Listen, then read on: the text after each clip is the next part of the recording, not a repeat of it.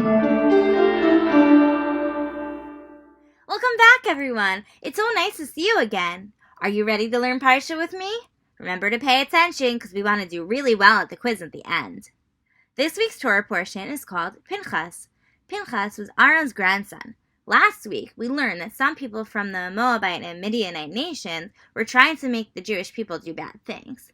Pinchas killed the leader, and in this week's Torah portion, we learned that God rewards Pinchas for being so brave. What do you think his reward's going to be? Maybe some ice cream after dinner? Or some extra iPad time?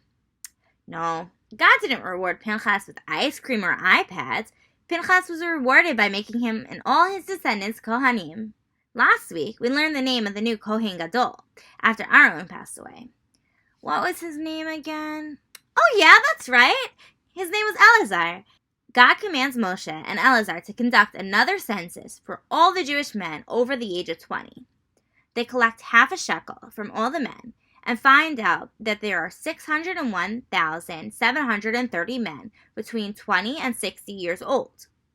There's one tribe that was not counted in the census. Does anyone remember what tribe is always counted separately? That's right, it's Levi. The Levi tribe is always counted separately, and all the males are counted starting at the age of 1 month old. There are 23,000 Levi males. They use the census to help assign the land to the Jewish people. The land was only given to the men.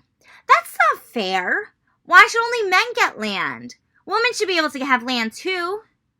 Zelophehad's daughters became very upset, and I don't blame them. Their father passed away, and they were not married, so they're not able to have a piece of land.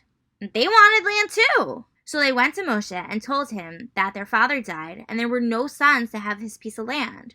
They wanted their father's piece of land. Moshe told God what Zelophehad's daughters told him.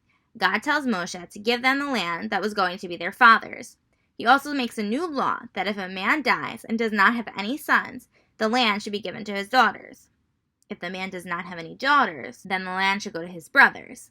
If he did not have any brothers, then the land would go to his father's brothers. If his father did not have any brothers, then the land should go to the closest family member. Go girls! If Zelophehad's daughters didn't stand up for themselves, they wouldn't have received the land, and this law wouldn't have been created. I know it might be scary to ask someone for something, but it never hurts to ask. Sometimes people don't realize that we want something. But if we ask nicely, we might be able to get what we want. God tells Moshe to go to the top of Har Abarim. When he is at the top of the mountain, God tells him to look at the land that he promised to the Jewish people. God also reminded Moshe that he would not enter the land because he disobeyed God and that Yehoshua will be the new leader of the Jewish people.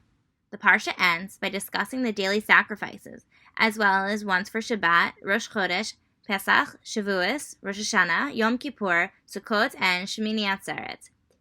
I hope you were paying attention because it's quiz time! Ready to review the Parsha? Let's begin. Who was Pinchas? Aaron's grandson, Moshe's son, a man from the tribe of Dan, or a prince from a foreign nation? That's right, it was Aaron's grandson. What was Pinchas's reward?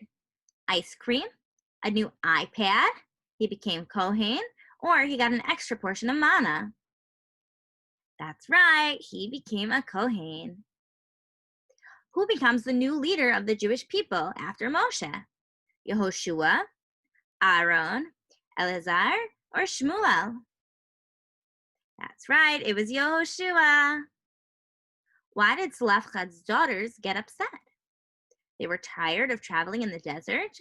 They wanted land, but since their father died, they were not eligible for land. They wanted to carry the Mishkan, or they wanted better food. That's right, they wanted land, but since their father died, they were not able to get land.